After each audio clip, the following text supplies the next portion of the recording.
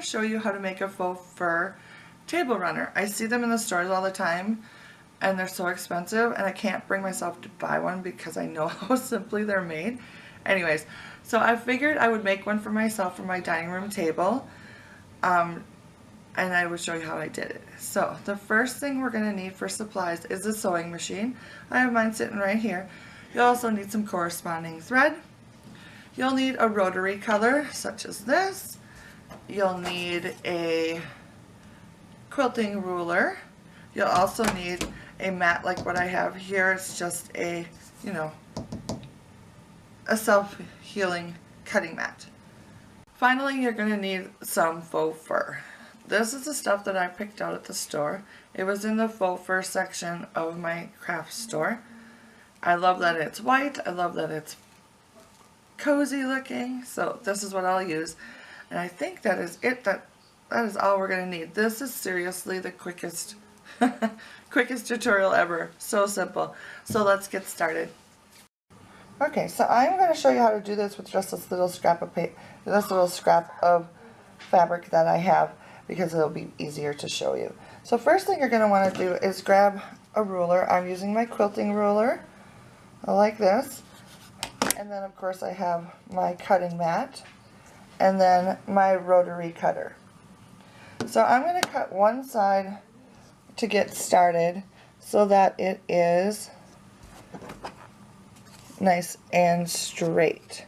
So basically I line up my lines, my ruler on my lines, take my rotary cutter and just cut down the side like that. Now that I have the one side that is straight, I'm going to do the same thing to the other side like this.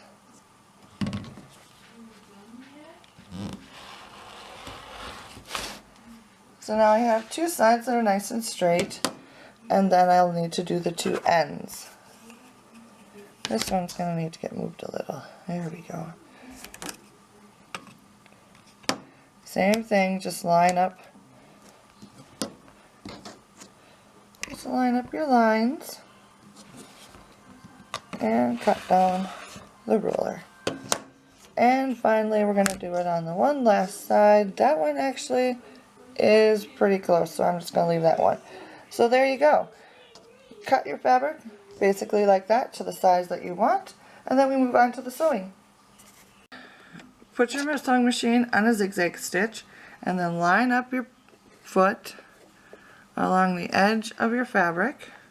It's a little hard to see because the fur's in the way. And then you want to swoosh and move the fur off to the side a little bit, and then you're just going to simply zigzag down the line all the way around.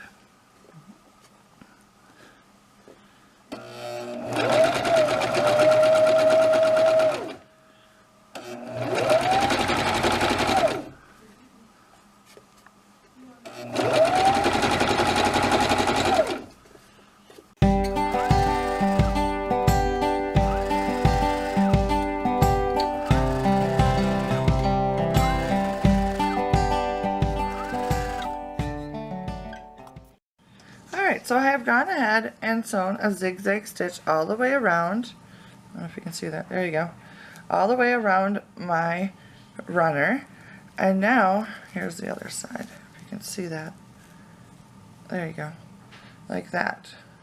So, once you're done, you just kind of fluff the sides a little.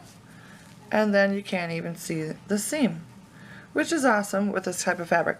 Now, other types of faux fabric is not going to fluff like this, so you're going to need to do your, turn it under and do a typical sort of seam. But for this type of fabric, this works really well. The one thing I will say, it does sort of, I don't know if you can tell that or not, it does kind of get a little wavy, if you can see the waviness, because it's such a thin fabric, on the backing is so thin. But once it's laid on the table and you fluff it a bit, you really can't tell. So there you go. That is what it should look like. It's pretty simple. I mean, how more simple can you get? You sew a little zigzag stitch around the outside, floof it up a little bit, and you are good to go. Alright, so we are completely done with the project here, and it looks like this. The one thing that you are going to want to do is, because of this fur, it makes a mess. You're going to like this. I mean, just look at that. I feel like it's all over my face and I feel like I'm almost eating it. It's just not fun. So what you're going to want to do is take it outside and give it a really good shake and get all the little bits that come off that are loose and aren't off of it. Then put it in the dryer for just like 5 minutes and then get the rest of it off. Then you're good to go. This stuff, although it's nice and soft and cozy, it makes a big mess. So I'm going to go do that and then I will show you what it looks like on my table. So here's the finished product. I have layered my table runner over a red and white checked one that I made in previous years. And then, as you can see here, it's the table runner. And it turned out really cute, I think. Kind of makes it look like snow. I think it's very cute.